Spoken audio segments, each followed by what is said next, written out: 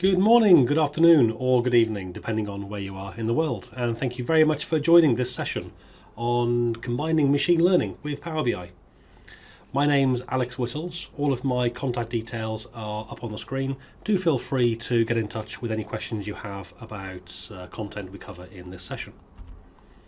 A little bit about me before we start. I'm on the organising committee for SQLBits, so a very big thank you for joining us this week. I've got a master's degree in business intelligence, which focus a lot on the machine learning side of things. And I'm principal consultant for Purple Frog, which is a BI and data analytics consultancy based in the UK with a global client base, covering all aspects of data warehousing, ETL, cubes, Power BI, machine learning, etc. And I'm also a data platform MVP and have been for 6 years now. At Purple Frog, we also have developed a bit of software called Power BI Sentinel, a software as a service that wraps up your Power BI world to provide disaster recovery, auditing and governance functionality to give you greater management of your Power BI tenants. Again, if you're interested in hearing more about that, then let me know. When I'm not doing all of that, I'm also a qualified pilot, and that's me on one of the most fun days of my life, getting to fly a Spitfire. Okay, on with the content of the session. What are we talking about today? We're going to be covering a pretty fast-paced set of demonstrations through different approaches for combining machine learning into Power BI. We'll be looking at some of the more easy options with built-in visuals, either out of the box or with custom visuals.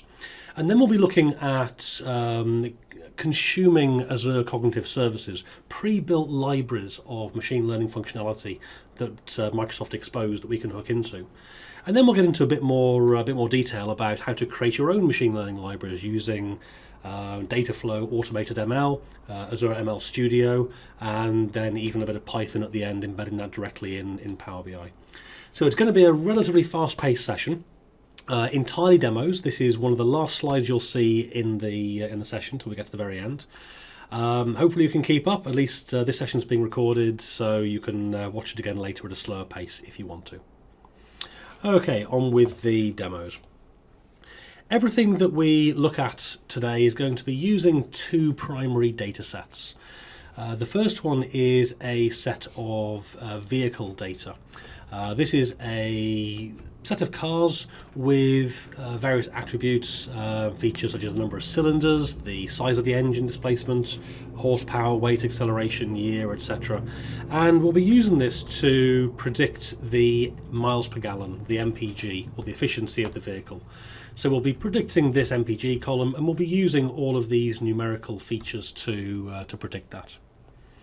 The second data set we'll be looking at is a fictional set of tweets, and we'll be using this for the more semantic analysis for text data. So we can see here we've just got the tweet text, the tweeter and the date. Okay, let's start out with some of the built-in visuals that we have within Power BI these days. We're going to be looking at the MPG data, the miles per gallon data initially. And there's a relatively new visual in Power BI, which is the key influencers visual that we see here. If we drop this onto the canvas, we can then decide which columns we want to include. So the first thing we want to do is we're looking at the miles per gallon, which is the output column, the thing we want to actually analyze.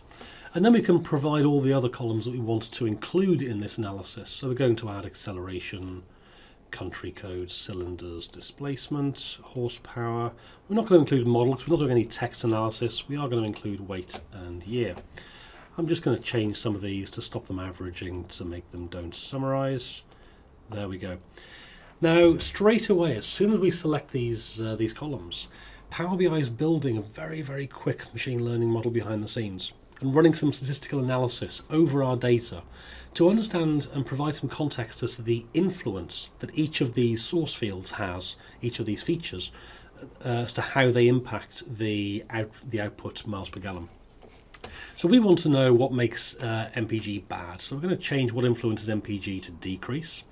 And it gives us a ranking. So the highest impact is the acceleration. We know when the acceleration is high, then the miles per gallon is going to get worse. We also know country code 1 is quite bad. Now, country code 1 being America, like their muscle cars, not quite as fuel efficient as Japanese or European cars. So that makes sense. Also, weight is the next biggest influencer, and followed by year, horsepower, engine size, and the number of cylinders is the least impactful. So this, although this doesn't give us a prediction, it gives us a very, very clear view of, if we're trying to decide how to build our next vehicle, which of the features generally are going to improve or decrease that MPG, and gives us some idea as to which of the features we should be concerned about most. If we click on in any of these features, we can see a breakdown of a categorization of them, in some case a scatter plot, so we can see here a very clear correlation like that. And then for year, etc., quite a positive correlation, so as the years go on, our MPG increases. So this is a very, very easy way of accessing simple understanding about data. Now, one of the key things here is that a user using this has no concept that it's using machine learning. And we're democratizing machine learning down to a simple Power BI visual. Behind the scenes on this, there's a lot of mathematical complexity going on, but it's detached from the user. The user doesn't have to care about it. It's very, very simple to access, very easy, and it's not scary, but very accessible to your business users. We can also use this to segment our data. So with the visual here has identified 4 key segments. And a segment is like a cluster. It's a group of vehicles that exhibit similar behavior, similar features, similar values. So we can look at segment 1, which is the worst MPG, and we can see that the general features that this category, this segment has: cylinders less than 5, horsepower greater than 139, and year less than 1974. So again, we can use this to cluster customers' behavior, etc. Okay. We also have a decomposition tree. Our decomposition tree uses very similar back-end functionality, where we can say we want to analyze the MPG, and we want to break this down by all sorts of different features. So let's bring on the acceleration, the country code, all of the fields that we did before. There we go. And so now this allows us to say, okay, all of our vehicles have a certain MPG. We want to expand this, and we can choose to break this MPG down by, let's say, country code. So we can now see a grouping of all country code 1, 3, then 2, etc. But instead of deciding which attributes to drill into, we can use high or low value, and this uses that feature influencer value to say, okay, let's look at the highest impacts. Let's drill down. In this case, it's cylinders that it's identified here. So it'll help us drill through our data in order to explore it without having to really know too much about the relative influence. The next visual we'll be looking at is the Q&A visual.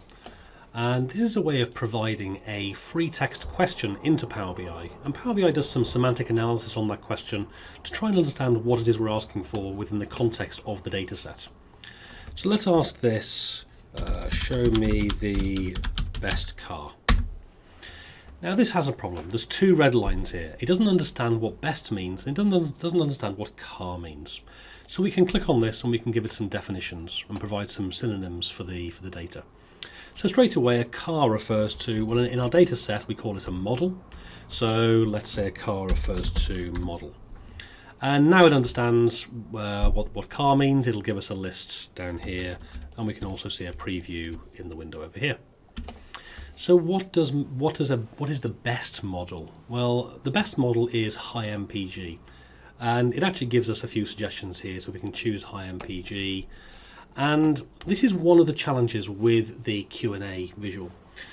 This demo works half the time, it doesn't work half the time. It very much depends on what mood Power BI is in. Even though it gave high MPG as a suggestion, it's giving me a red box to say it doesn't understand this definition, and so we can't use that. Now this is a bit ridiculous because normally if high doesn't work, we can say low MPG, and that does work, and it now gives us the lowest MPG. So it understands high, low but not high, and you get this problem quite a lot with Q&A. So although it's there, it's a useful and expanding and improving system, it's a little bit unready for full release. It does say at the bottom that it is a preview feature, so use it a little bit with caution. As well as the built-in visuals, there's also a growing number of custom third-party visuals that offer machine learning functionality in Power BI, which we can access by getting more visuals from the visualizations pane. And in the advanced analytics section, we've got a whole load here that we can play with. I'm going to search here for clustering, and we're going to bring on the clustering using optics by Mac Software. That's enabled, and we can then drop that onto the canvas and then expand our MPG and bring on let's say the MPG on the Y. We just need to make sure these are set to don't summarize, and then let's have a combination of displacement and weight on the x-axis. Check they're both set to don't summarize. And then it'll have a look at that data and identify one or many clusters of groups of common data points. Now in this instance, it's found they all have a very similar pattern. They all form one cluster. This may define multiple groups and multiple clusters, which can be useful for identifying different groups that have different characteristics. But in this case, they're all in one cluster. Apart from this one entity at the top up here, and we can see what that is by dragging the model onto the tooltip. And when that refreshes, we can see that there's one data point, which in this case is a Mazda GLC. Now, I know in this case that this is dirty data.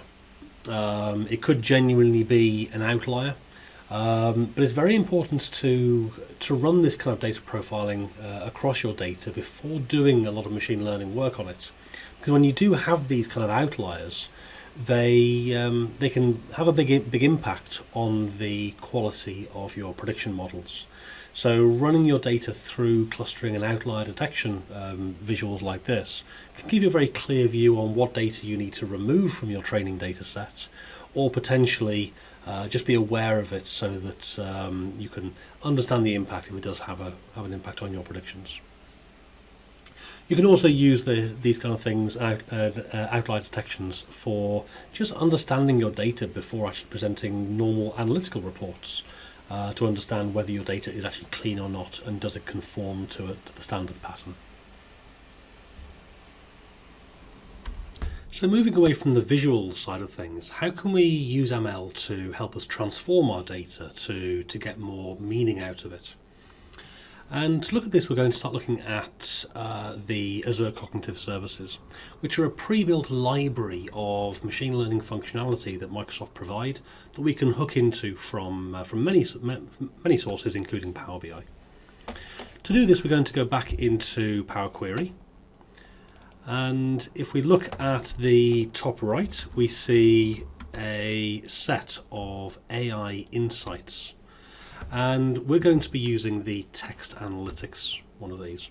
And this is a set of text services that you can use to help you interpret, understand, and get meaning out of text. So how do we do this? Well, in order for this to work, we need to have Power BI Premium. As soon as you have Premium, then when you click the button, it'll search for your Premium capacities and give you a list of which one you want to use to do this. Here I'm going to use my embedded. If you don't have Power BI Premium, you can always use Power BI Embedded, spin up an Azure resource for that.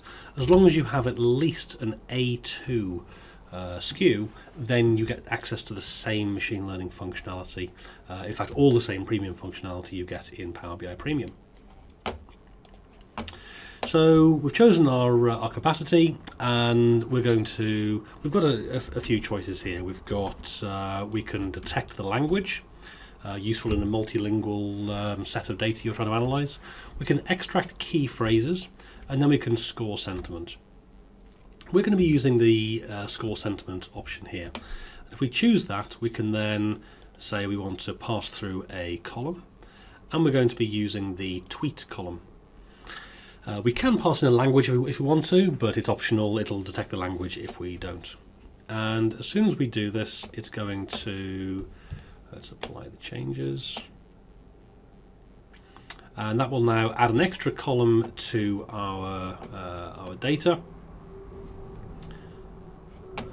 So now we have in our tweets, let's have a look at our data set, we now have a score sentiment column. We just need to change that to a decimal number. Most responses that come out of machine learning algorithms return it as text, so always be sure to convert it to a number before doing any analysis on it. And this gives us a number between 0 and 1. 0 being a negative sentiment, 1 being a really positive sentiment, and 0.5 being it's on the fence, it's not quite sure.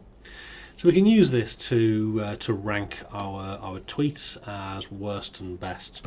So to prioritize our workload. Now, this isn't just obviously the tweets. We actually use it within SQLBits to analyze the feedback that you all provide. It's a really important part of running bits, is understanding what you like, what you don't like. And with many thousands of you all attending a lot of sessions, there's a lot of feedback we have to work through. And as a relatively small committee, we need tools like this to help us extract the key phrases of the key concepts that are included in the feedback, and then obviously any free text, understanding the positivity, negativity, so we can focus our attention on the most important things first, and then obviously we work through everything, but it gives us a way of prioritizing. Okay. So all this is in Power BI Desktop. If we look at the Power BI portal, I'm not sure if any of you have played with data flows, but data flows are a Power Query table. There's no relationships of any data in there. It's purely just a Power Query that creates a table. And they're great for for managing data loads and standardizing your data across multiple Power BI data sets, etc. But there's also a huge amount of machine learning functionality that you can use from data flows as well. So that'll be the next thing that we jump into and take a look at. So if we jump into our Power BI portal, here I've got a SQLBits 2020, obviously it's a premium capacity workspace, and I'm going to create a new data flow. I'm going to define a new entity, and within this we're going to, let me just get my code. We have the same Power Query functionality, or very similar Power Query functionality than we have with Power BI Desktop. I'm going to choose a blank query here and then paste my M code in there. Now this is loading the same MPG data set that we were using a minute ago. Just need to sign into the Azure SQLDB so I can pull the data in, and here we go. And so we have the MPG and all the other columns that we saw in here. Once we've got this, I'm just going to call that MPG, and we can save and close. So this Power Query now goes and gets that table of data, prepares it using, let's call this MPG. There we go. This pulls that data down from our source, in this case an Azure SQLDB, and it brings through a table here, MPG. Now we can consume that from within Power BI if we want to, but we can also click a button over here to add a machine learning model against this this particular entity.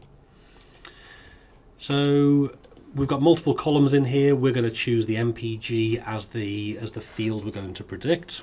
the entity that we're going to use, the table, and we're going to predict the MPG column. So this is essentially the table, the entity, and that's the column we're going to predict within that table. And data flows works on AutoML, auto machine learning. It looks at your data and tries to work out what the best model, machine learning prediction model can be for the data you've got.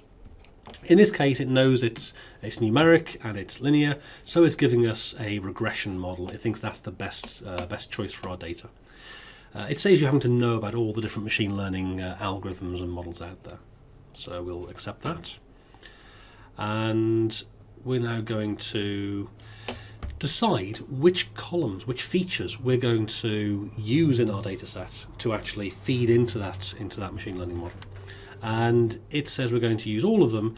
It's automatically deselected acceleration because it doesn't think it has a very strong correlation with the output. So it does the key influences style analysis on this. And says acceleration, not that important. Now this uses a different algorithm to the one we saw in Power BI Desktop, which is why in this case it thinks acceleration is not very important. In Power BI Desktop it said it was, just different mathematical algorithms, so take it with a little pinch of salt. I'm going to include it here just for completeness. We're going to call this MPG, let's call it SQLBits MPG predictor. And we can decide how much training time we want to give this. Now this is AutoML, so what's going to happen is Power BI is going to not just train a single prediction model on your data. It's going to train lots of models, all of different algorithms, different settings, configurations, etc. And it's going to decide which one works best for you and give you that answer. The more training time you give it, the more different models it can use. So we're just going to leave it at 5 minutes and click Save and Train. So what does this do? We now have our data flow. If we go into this data flow, we now have our 3 entities. We've got the original MPG entity, which is the data, and this is historical data. This is data we know about. We know existing vehicles. We already know what their MPG is, and so we're going to use this to train our data, our prediction model. So straight away, it splits our data automatically into 2 different entities. First of all, a portion of it goes into our training data set, and then the remainder goes into our testing.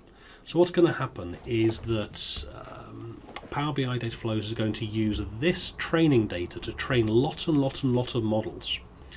And of those models, it'll use this testing data that it holds back to ask for a prediction of those and compare the results that it gets back with what it already knows the MPG is.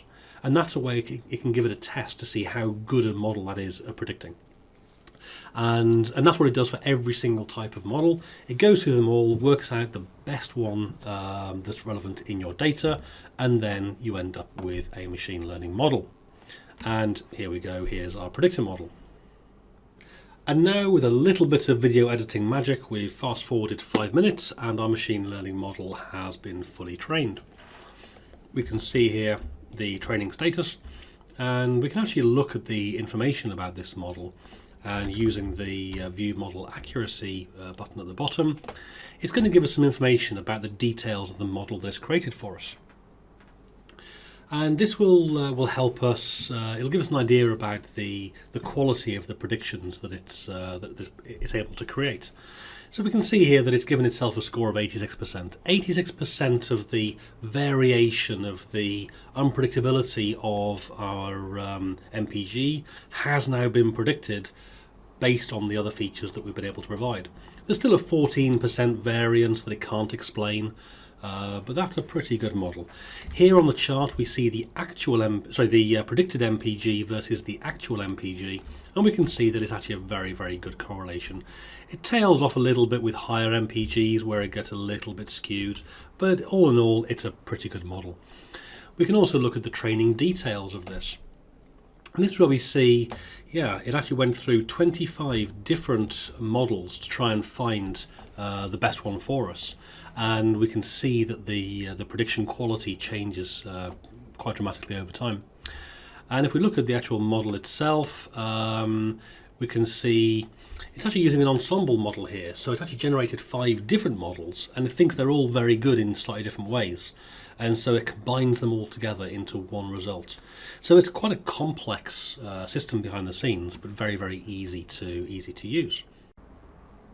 So now that we have our machine learning model, what are we going to do with it? Well, we need to use it to predict the MPG of new data for new vehicles that we don't know about yet. And how do we go about doing that? Well, if we go back into our data flow, we can then create a new entity, and this new entity is going to be our new live data. We'll again create a blank query and paste that in. And we're going to call this our new vehicle data. There we go.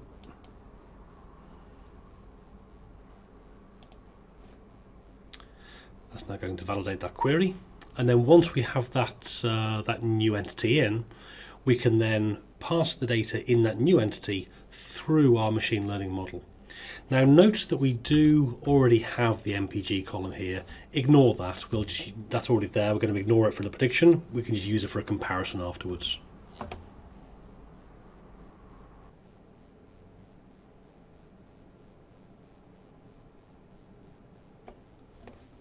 Okay, so now we're going to go to our machine learning model.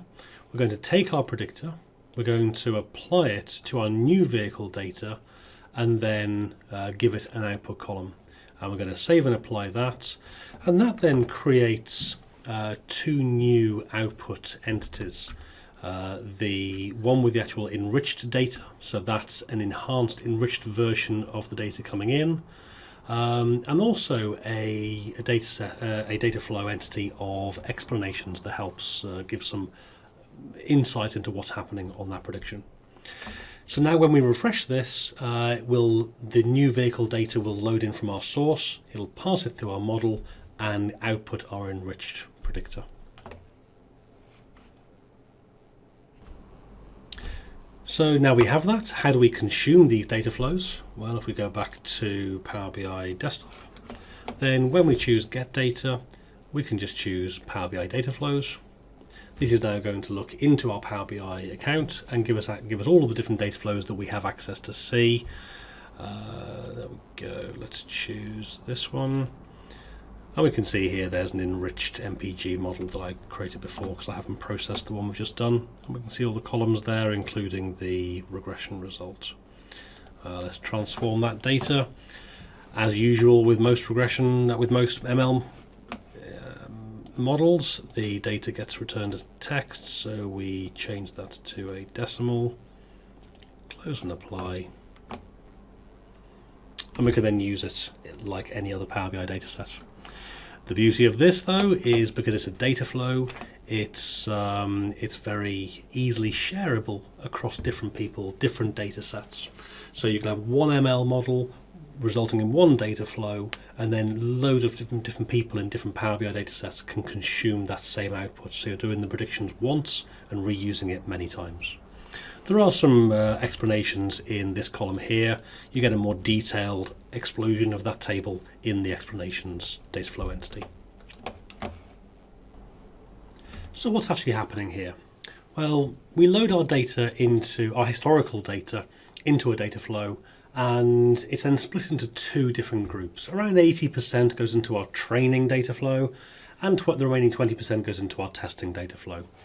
Then once we have that, we use those to train our model, and the AutoML algorithm comes up with the best model that can that gets the best results in the testing. Once we have that machine learning model, we can then bring in new data, new information, live data into another data flow, and that data flow can then use that prediction model to add the extra column we need to predict what that MPG value is going to be, and it outputs an enriched entity within our data flow, which we can then consume within Power BI. As well as that enriched data flow entity, it also creates an explanations entity as well, which gives us some more information about the detail as to how it came across that particular prediction. So this is AutoML. We don't really get any control over this. It's done for us by the AutoML algorithm. what if we actually want to create a machine learning model ourselves and have some influence into what it's doing and the actual decision of the algorithms being used? Well, for that we can use the Azure ML Studio. So we're just going to jump back into our Azure portal. And I've created a Machine Learning Studio Classic workspace here. And we create this in the Azure portal. And once we have this, we can then launch the Machine Learning Studio here. And once we have this, I'm going to have a look at my experiments. No, I would not like a tour, thank you very much.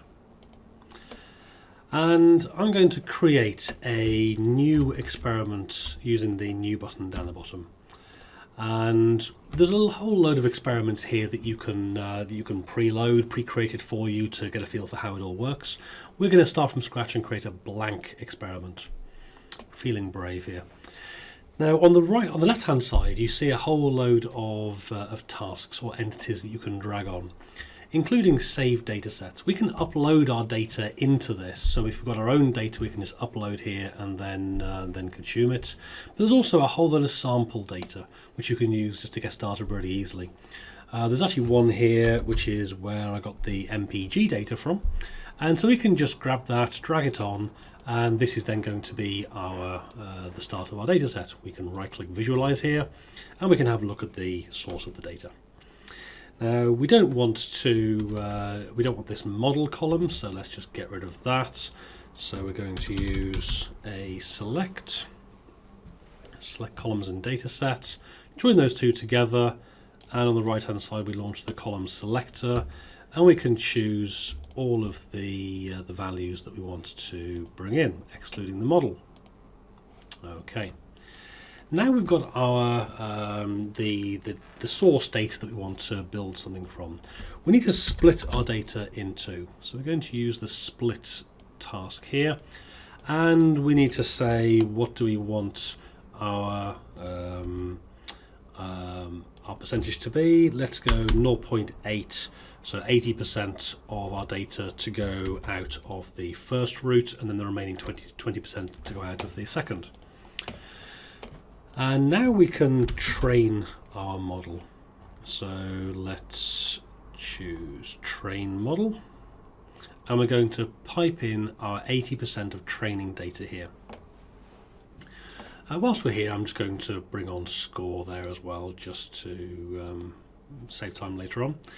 Now we can't train our model without first of all selecting an algorithm that we want to use. Now I know that this is better off with a regression model, so I'm just going to search for regression, and there's a whole lot of different regression models that we can call upon. I'm going to go for let's go for boosted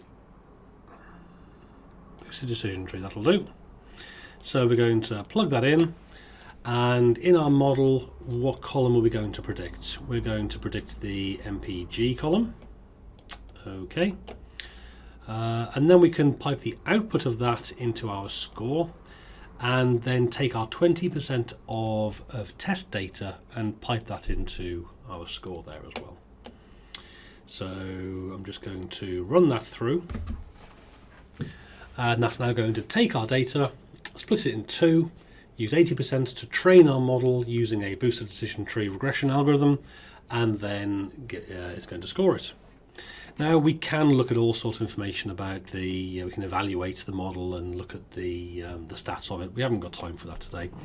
So what I'm going to do instead is I'm just going to productionize this. Let's say we've got an algorithm, we like the output, and we just want to get it working. Well, down the bottom we've got the Setup Web Service button. I'm going to set up a predictive web service, and it's just going to simplify things down a bit. Now, because in our source input, our training input, we had to remove the model name. We're not going to do that in reality. So in the real world, we're not going to have a model name. So we'll just connect that straight into our score. We're going to run that just to make sure everything tests okay. And assuming we get some green ticks, there we go. We can then deploy a web service. Again, button down the bottom. Let's give that a deploy. So what this is doing is this is compiling our experiment. It's compiling our machine learning prediction and then hosting it as a web service in Azure for us. And we can then, from any code we like, from C#, from Python, from Excel, we can hook in to that model, send up our data like our the weight of the car, the number of cylinders, the year, etc. Send all that up to that that API, the web service, and then it'll give us our prediction back. Now we could write all the code. We don't need to because ML Studio helpfully gives us a test harness for this.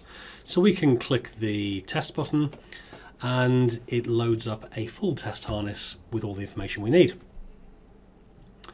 So we can then give this a test by putting in some numbers and see what comes out.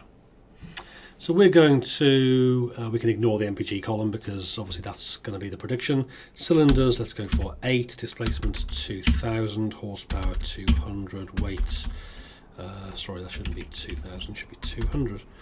Acceleration 0 to 16, I don't know, 10, year 1970, country code 1. And we then get a prediction of 20.3 MPG. And obviously we can then change these numbers. Let's make it 1980 and see if it gets better or worse. As we would expect, we then get a higher MPG of 24 because it's a newer model. So even though it didn't take very long to train the model, it took, what, 20 seconds or so, but it still has to go through that. That's with quite a small data set. To actually query the model is very, very quick. You can do it very, very quickly indeed. So I think that tests pretty well. And this also gives us all of the source code we need to be able to actually write our own code to interface with this. So there we go, here's all the C# code, Python code and R code. You can copy this into your application and it talks you through building up the JSON structure and then firing off to the web service. But we don't want to write code, we want to use Power BI for this. So let's go back into Power BI desktop. Let's go to this one and let's stick with our MPG dataset. So how are we going to interface with our newly deployed prediction model? Well, this is where the Azure machine learning option comes in with the AI insights. So within our MPG model, I'm going to click Azure Machine Learning. That's now going to look at our Azure Machine Learning models. And here we have one which is, let's find, there we go, that one there will do. And we can then say, right, let's hook in all of our columns, okay. And it's then going to add an additional column onto the end for us. Now this adds an entire record, so we just need to drill through into this and get rid of all the other columns. All we want is the actual scored label mean.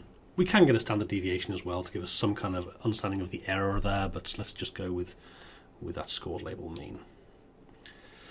So we can see here, this is now the predicted value. Change that to a decimal again.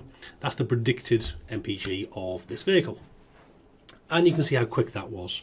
So every time we refresh this data set, we bring in new data from our source, it'll pass it through that algorithm and give us the response back again.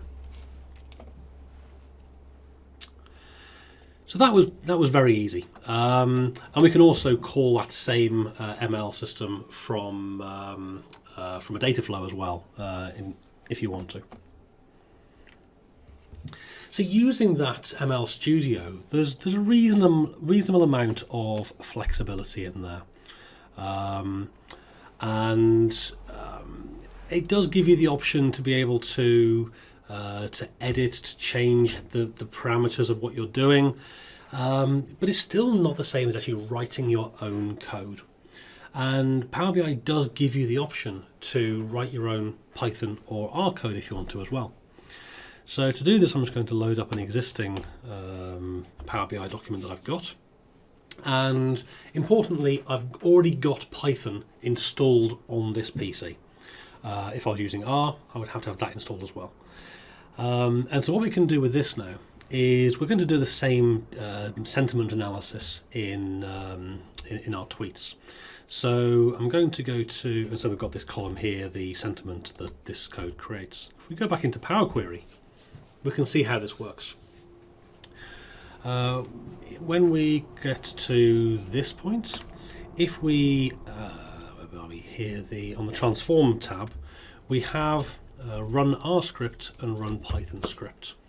And clicking that injects a step into our Power Query where we can just copy and paste or write our Python code. So this is the Python script that we have here. We can click on the cog next to it to see the details of it. And this is just a very, very simple 4-line Python bit of code. Let's zoom into that. And we have, critically, we're importing pandas. Now, the set of data, or the data set that comes from the previous Power Query step, is presented to Python as a pandas data frame.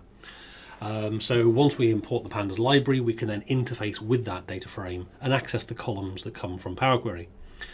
Here I'm importing a sentiment intensity analyzer, which is the from the NLTK sentiment Vader library.